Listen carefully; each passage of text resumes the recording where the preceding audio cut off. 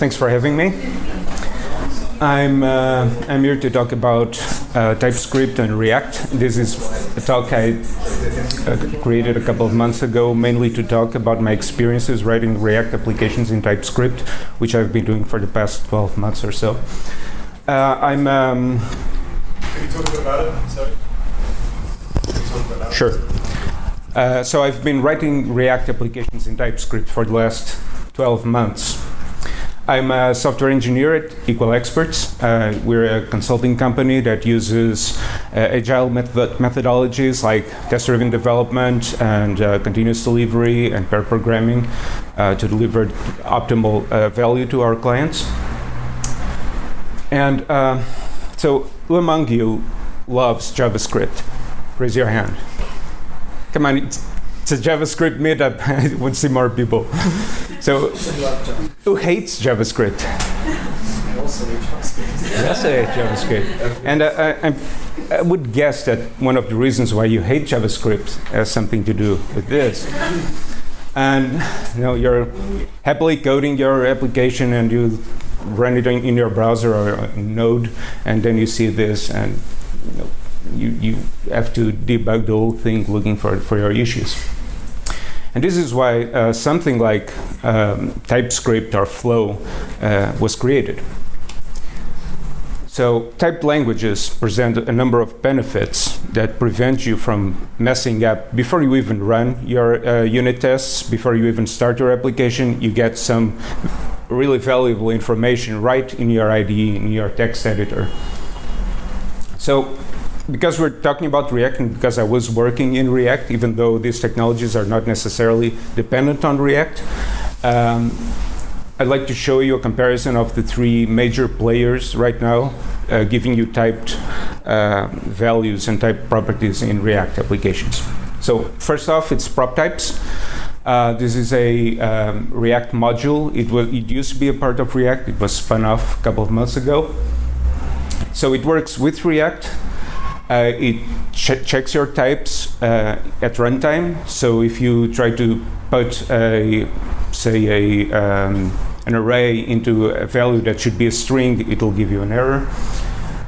You should disable them in production because it can slow down your application. But unfortunately, it only works for React components. You need to, in this example, you need to add propTypes, but you can only do that for your React components. The rest of your code is untyped. So you still have run the risk of executing bad code without knowing it. So the other technology was also created by or at Facebook. It's called Flow. It's a type checker. It runs from a utility. It supports propTypes out of the box, so if you already developed your React application with propTypes, Flow will recognize them. You run this little Flow command, and it will check your code for types. You need to add type annotations to your code, something like this. So you create a type here, and you simply tell your component that the properties should adhere to that type that you've created.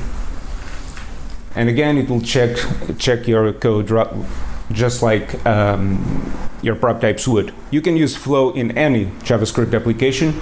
You can use Flow in parts of your JavaScript application. It doesn't force you to migrate your entire application to Flow. And it's pretty good. Even though we've been using TypeScript, we had to pick one or the other. But at this point in time, it's pretty much flip a coin, pick one. They're both great.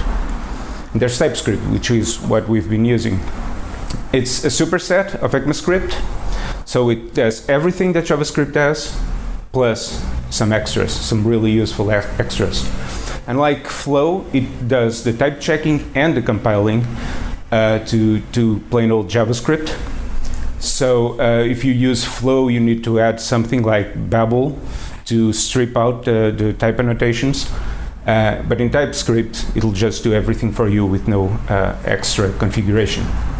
And it only does the type checking at compile time, so because your application runs as JavaScript, not TypeScript. And it's very similar to Flow. It's almost with very few differences. It's almost the same annotations as Flow. So if you're migrating from one type to the other, or if you're switching development of one application in one type system to a different type system, you won't notice a lot of differences. So okay, focus on TypeScript because it's what I know best. I don't know much about Flow, so if you want to chip in and provide some feedback on what cool features Flow has that TypeScript doesn't, go ahead.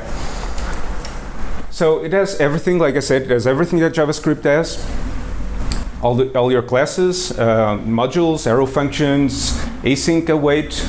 It even has decorators as an experiment where you have to turn it on with a flag. It supports generators and distraction. So if you have an ECMAScript, a modern JavaScript application, you can just turn it into TypeScript just by adding type declarations. You don't have to change your existing code beyond that. And JSX is supported, of course. So you change the extension to TSX. So you've got all your standard types, your booleans, your numbers, your strings. It's got a few nothing types like void and null and undefined. It's got a never type for the return of functions that are not supposed to return. So if you have a function that only throws exceptions, or a function that has an infinite loop in there, you can make sure that it never leaves that function with a return by having it return never. You can grab complex types, object types, and whatnot, and intersect them or combine them into new types. So you can do all sorts of interesting compositional operations with types. You have nullable types, optional types that may have a value or nothing or be undefined. You can define interfaces for your classes. And generics. So if your class depends on subtypes, you can declare them in one go. So you have an example here. You can combine a product with an expires type, and the new type that you create is a combination of the two types above. So you don't need to repeat yourself. And as for classes, it adds a few extras. I don't think Flow does anything new with classes, but I'm not sure.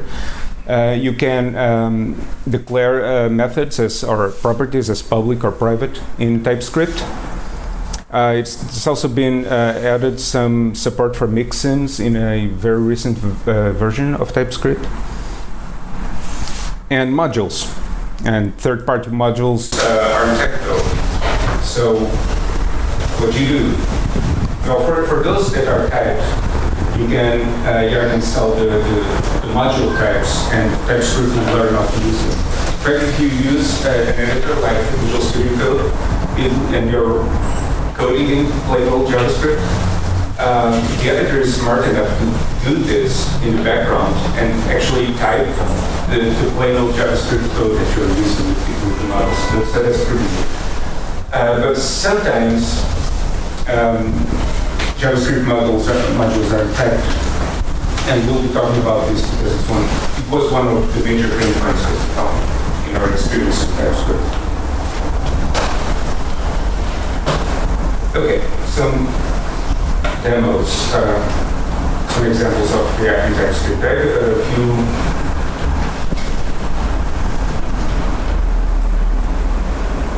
Can you see clearly? Yes. Bigger? Okay. So this is a simple React component. It's a class component. And I've declared a property interface here. And I say, oh, okay, this has a name property which is a string. So if I try to access this property with something that doesn't exist, it will get an error. Well, not right here because this is not working correctly. I'll show you an example on the function. Again, the same thing with functions. You can do same hello-props interface, same name string, and if you try to access something that doesn't exist, like age, your editor will throw an error and say, okay, age doesn't exist. If you try to do something else and say name is a string array, you get different error.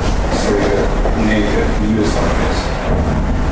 Or if you try to do something like props name, say filter, you'll get an error saying that filter doesn't exist from that string. If you do an array, you get a different error. Say that filter exists. This is not pretty interactive. Well, anyway, you get. Okay, I mentioned that you can use this on components and modules that are TypeScript, that aren't React, and you can use it with Redux, for instance.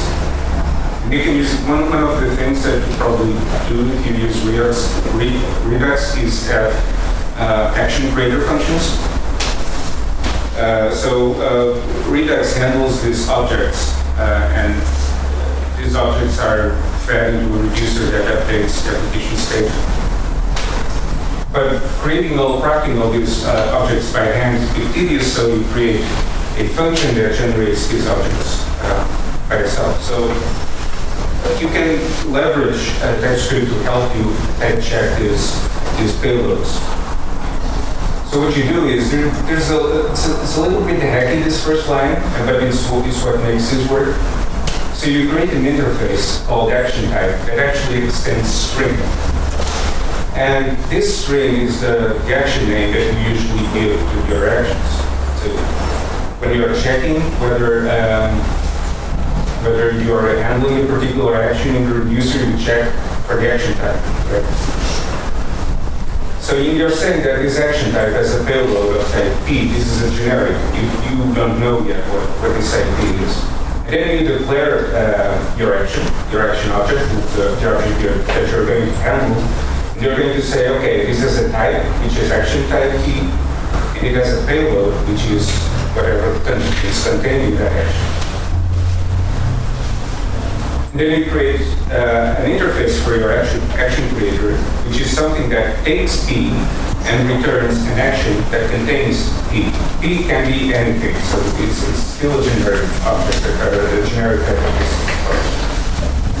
And then you create your function, your action creator, that takes the generic and takes a type and returns an action creator, which is a function that takes a payload and returns your object. Then you have a checker, and this is something that TypeScript gives you. There's this action key.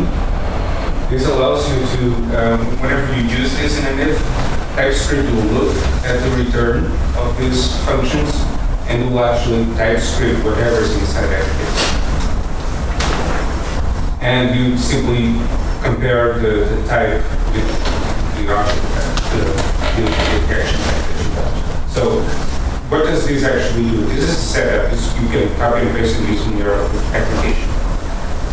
So you create your action. So you say you create an action called greet. You create your action type constant. And you say, okay, greet contains an object, a payload, which is an object that has a name, that has a string, and you give it a name. So this is basically your name constant. And then you create an action creator, which is this function here. Remember that this returns a function. And this returns a type function. So what you get here, when you call greet, is an action created that returns an action to this payload inside. So when you are dispatching an action, you call greet, you give it a payload. If you don't give it the correct payload, you get an error.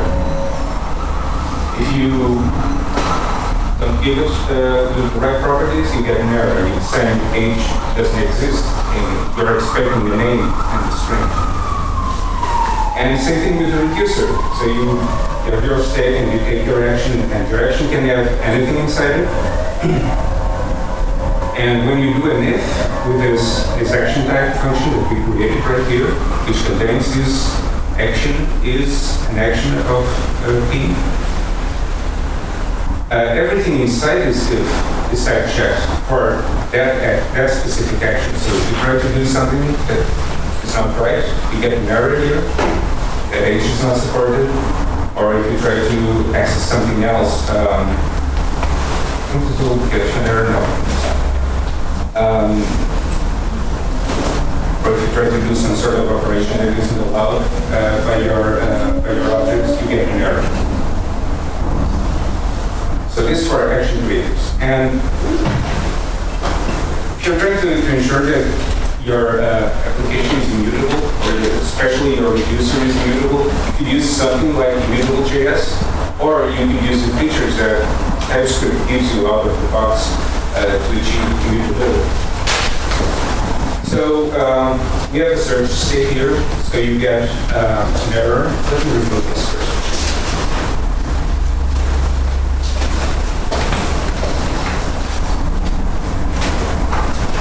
So normally you just declare your properties in a type or an interface for your state, and these are mutable by default.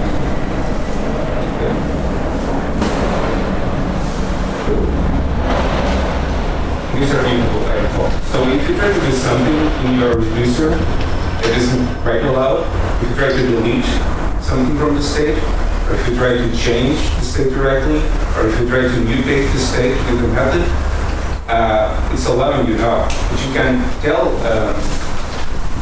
Typescript to disallow this. So if you do read-only, if you have the read-only keyword, now you can't delete properties or change them. It's a constant or read-only property. Or if you use something which is a special array that's defined in Typescript, which is read-only array, it gives you a plain old array, but without any mutability methods. So no pushes, no shifts, and no need for a mutable JS here.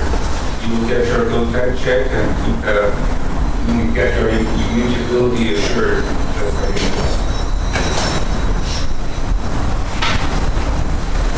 So how do you build your Typescript application?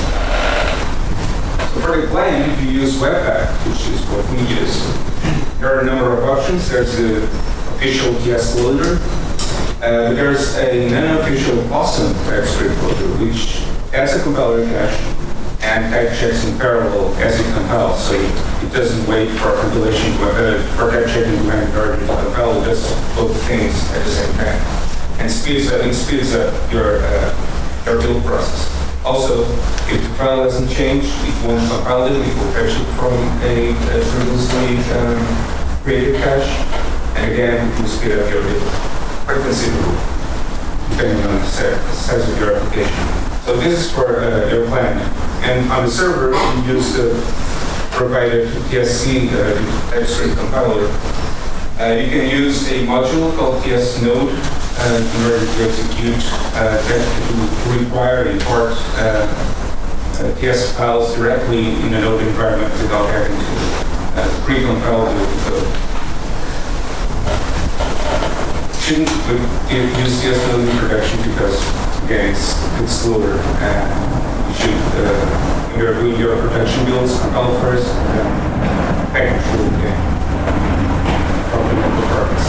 Until Typescript 2.3, we actually use Babel in order to get support for stuff like generators, but now no Babel is required, so no more dependencies from extra modules and no more complicated workflows getting everything to work. So how do you migrate an existing JavaScript app to Typescript? The good news is that you don't have to do it all at once. Like I said, Typescript is a superset of JavaScript, which means that all JavaScript code is valid TypeScript.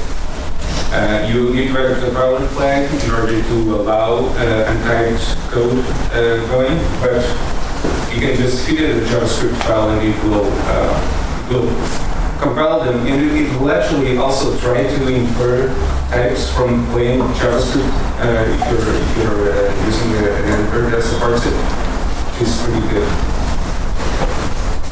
You should ensure that typings are provided by the third-party modules that you're using, or that they are available on something called definite types. So when you do the yarn add types / module, it's actually fetching your types from a repository called definite types, a community supported repository where it can for some reason, some modules and support, you can go there, you can provide your own typing definitions. You can also use some semi-automated tools. Sharper has support for migrating JavaScript to TypeScript. It recognizes some common patterns in code and tries to add types to those. And as you approach, as your application nears completion, as your migration is nearly done, it helps if you turn on stricter compiler flags, which I'll talk about in a bit, to ensure that you're not missing any spots, that all the code that you're running is properly typed. So what we recommend. So there's a compiler flag called node-listed_any, and any is yellow type of TypeScript. So if the compiler for some reason can't guess what type something is, usually when you require a third-party module that doesn't have typing definitions, we import it as any, and any is as good as not having any types at all. So allowing this doesn't give you any benefit. You might as well be using just JavaScript. So turning on this flag will highlight all of the parts of your code where any implicit any's are present. You can still use explicitly. You can say, okay, this returns anything, I don't care what it does. But anything that's not properly declared, it will give you an error. There's also strict checks. This saves you from undefined is not the function errors. So if you try to, if you tell a type that it's a certain type, if it's a string, it can't ever be undefined or null. And this prevents an entire class of errors where properties don't exist or functions don't exist. And there's a linter for this too. It's got a pretty good reasonable set of defaults, so you can just take it out of the box and run it and will give you some pretty good hints. It's customizable like most linters except standard, and it performs your static code analysis.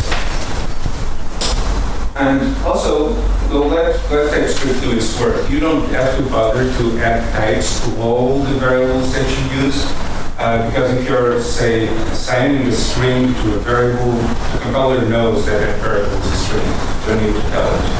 So it clears up your code.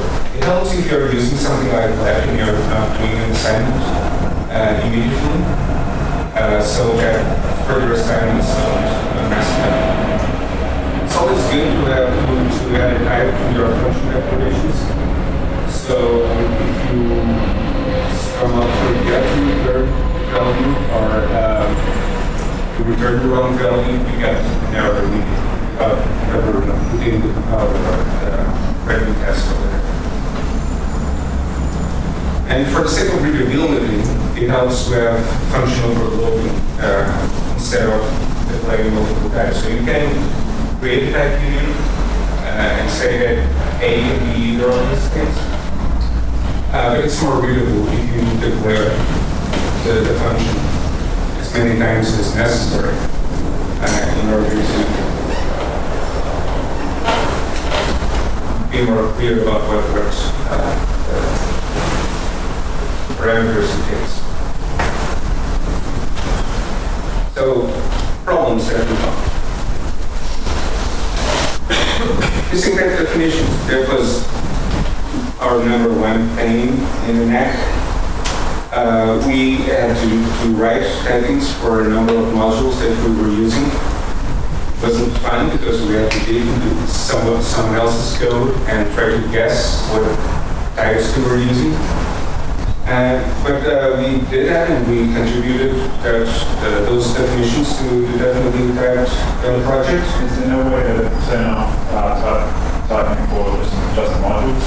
Yeah, you can import modules with the script required. Do you have to add anything to the module, or do you have to add anything to the module, or can you do that in a It's not, you can add a typing definition to the module and contribute directly to the module. Yeah. So if your package JSON has a typing key, and a typing definition is a file that's usually added to a module that you can say index.d.ts. That means it's a typing definition. So if you have a typing entry there, it will, your import will take that file and you can use it. But you can use it about modifying the module. Can you put it in context? Yes, you can contribute this to definitely type, or you can use something called typings, which is a small command line application that you run that can load typings from a custom file that you have on your. And say this is for a module, or it just has it on run? It's external. You can use it. You can even use it to override a module that already has typings. We had that issue with, I think, Redux, which had a index.d.ts file, but it was outdated because it wasn't maintained. So the library evolved, the module evolved, but the technical functions were outdated and we couldn't use it. So we overrode that typing definition temporarily. Eventually it was removed because we started to use the self-on technical. But you're not able, at the very least, you can include your modules, import your modules as any, using a standard required, and you'll be able to use them however you wish. But you won't have that checking on it. As for compilation time, because one of our projects is something like 1,000 unit tests, that we're running every time we hit save on the editor, started to be a little annoying because we save, we have to wait a couple of seconds, sometimes more than a couple of seconds, and it got a little frustrating. So awesome Typescript loader helped us here because it didn't require us to do the type checking and compilation sequentially. You can do them in parallel.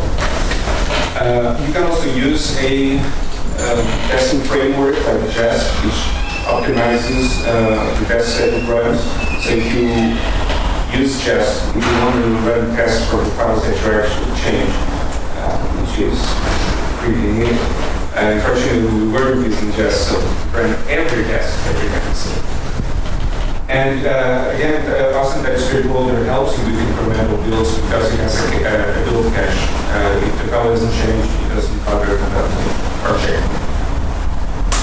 And unfortunately, still JavaScript running either on the server or the client, so you get no tag checks at runtime. So it's just for compilation, it's just for the static stuff on your project. So if your application fetches a JSON file, the JSON file is malformed for some reason, Typescript won't help you there. You have to check everything manually if you need to. And also you don't get the usual performance boost that you get from statically typed languages, like Scala or Java, because again, it's still plain old JavaScript running. So why should we bother with that? But it's mostly 80% of the reasons is developer experience. It catches common errors and it catches them immediately. You don't even have to look to the IDE or the text editor in order to see that something is wrong.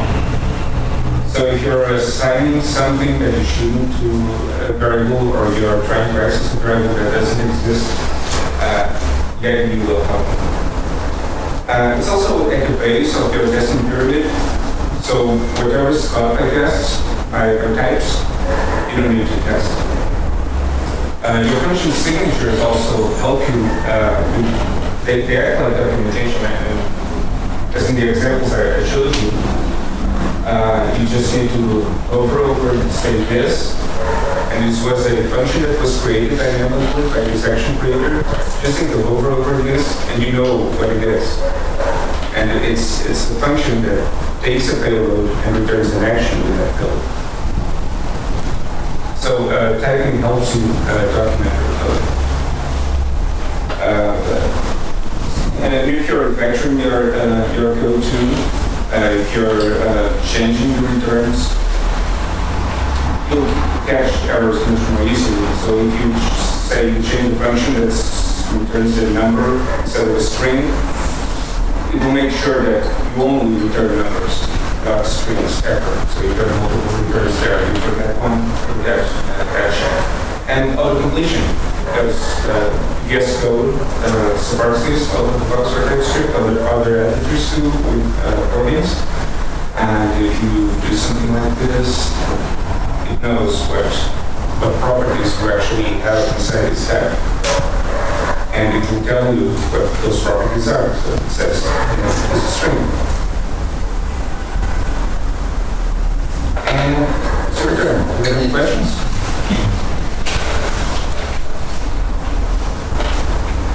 Are you hungry?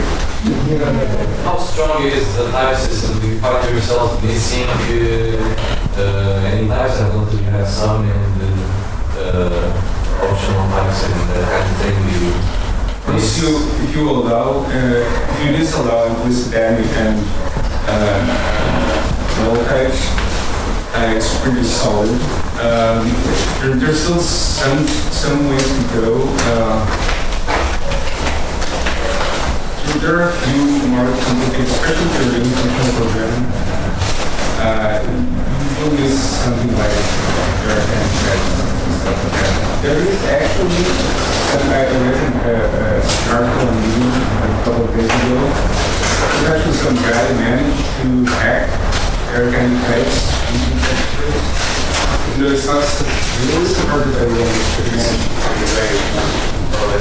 So the more advanced stuff is still not there, but for most kids, I went back to regularly playing Typescript, and it really I don't see myself working without that.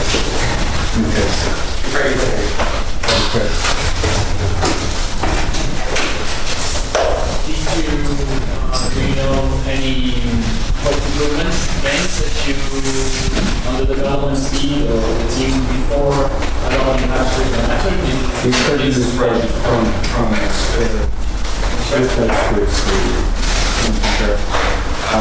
but the developer experience is really something. I don't know if we develop faster, but it's certainly necessary.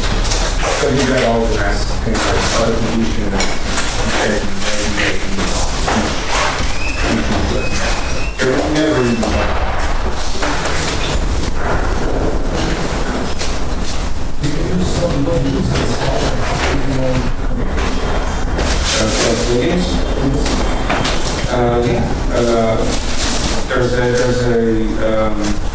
well, Typescript is supported out of the box by the student, both Microsoft technology.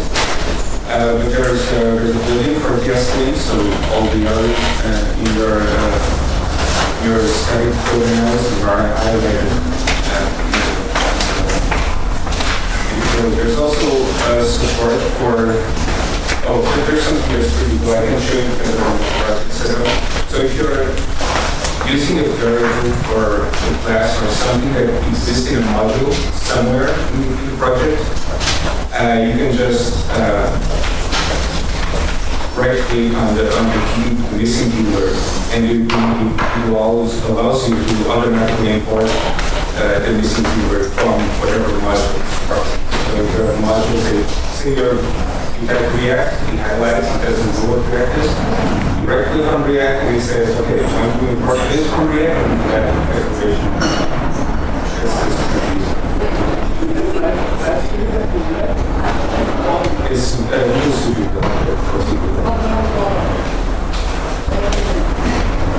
probably works with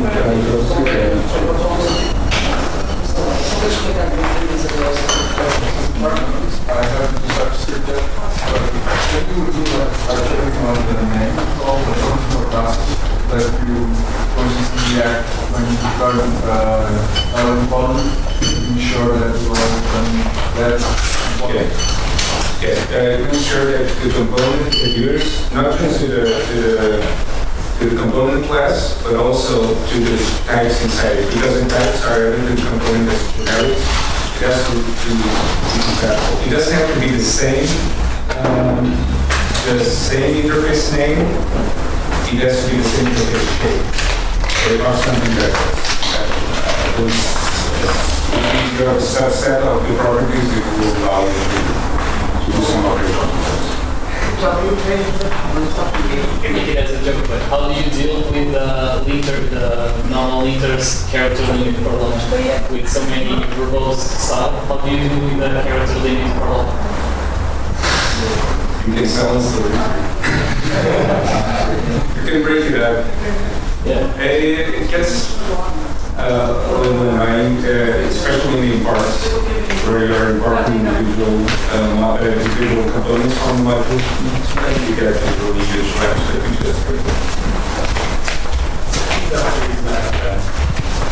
That's really not much